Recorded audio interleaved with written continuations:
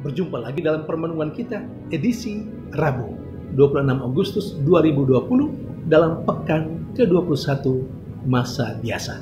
Bacaan-bacaan liturgi yang kita pakai, bacaan pertama dari surat kedua Rasul Paulus kepada jemaat di Tesalonika bab 3 ayat 6 sampai 10 dilanjutkan dengan ayat 16 sampai dengan 18. Bacaan Injil dari Injil Matius bab 23 ayat 27 sampai dengan 32. Kedua bacaan liturgi hari ini merupakan kelanjutan dari bacaan liturgi kemarin, Selasa 25 Agustus 2020. Karena itu dapat dipastikan bahwa gagasan-gagasan pokok bacaan-bacaan liturgi hari ini merupakan kelanjutan dari gagasan-gagasan pokok bacaan-bacaan liturgi kemarin.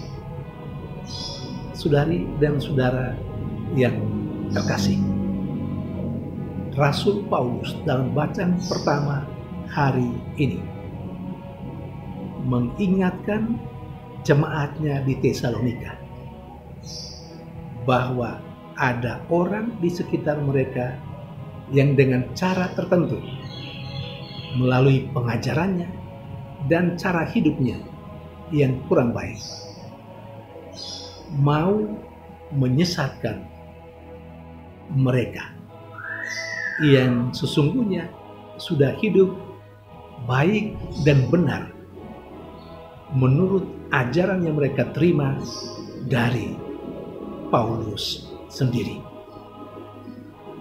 Paulus juga mengingatkan jemaatnya, terutama dalam situasi ketika mereka berhadapan dengan kelompok yang mengajarkan dan yang beri contoh hidup yang menyesatkan, untuk selalu berpegang dan melihat teladan hidup yang telah diberikan oleh Rasul Paulus. Saudari dan saudara yang terkasih, pesannya jelas untuk kita yang merenungkan, yang mendengarkan bacaan ini hari ini, di sini, di tempat ini. Pertama,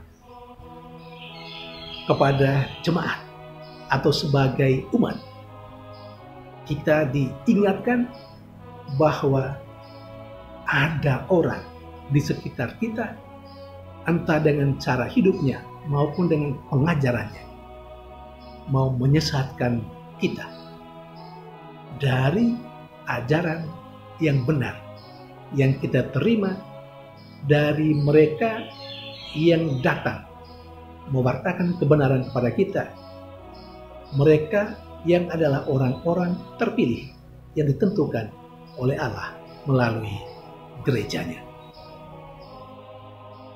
Dan yang kedua, pesannya terutama kepada kita, saya dan Anda yang diberi kepercayaan untuk memimpin, untuk membimbing dan mengayomi jemaat kita, umat kita.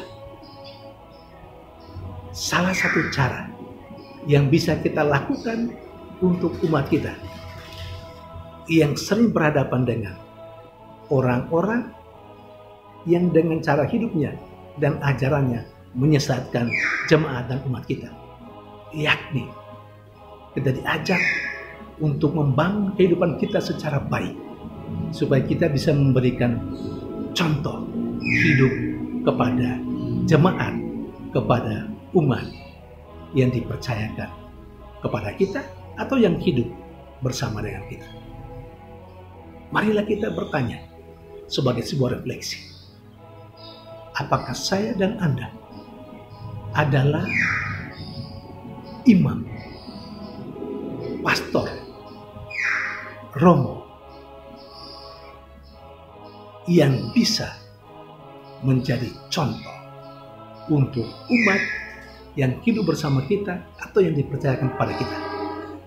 Dalam hal apa? Dalam hal kejujuran misalnya. Dalam cara bertindak. Dalam tutur kata. Apakah kita sanggup menjadi contoh bagi umat yang ada di sekitar kita, umat yang kita ayomi, umat yang kita bimbing, umat yang kita pimpin? Jangan sampai saya dan Anda, imam ini, justru dengan cara hidup kita dan pengajaran kita, kita menyesatkan umat kita. Saudari dan saudara yang terkasih, rupanya contoh hidup itu bagi pemimpin jemaat atau umat, entah imam atau ketua lingkungan atau ketua wilayah atau koordinator wilayah, atau dengan jabatan pelayanan apa saja yang kita terima, yang dipercayakan kepada kita oleh gereja, kita seharusnya dalam status itu harus memberikan contoh yang benar.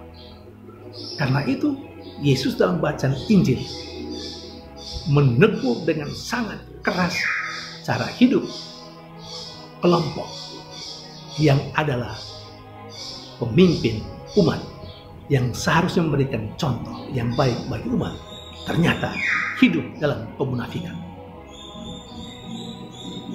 Saudari dan saudara yang terkasih, baik sebagai umat maupun sebagai orang yang diberi kepercayaan memimpin, membimbing, mengayomi jemaat, umat di mana saja, kita semua diminta untuk menata kehidupan kita sebagai umat.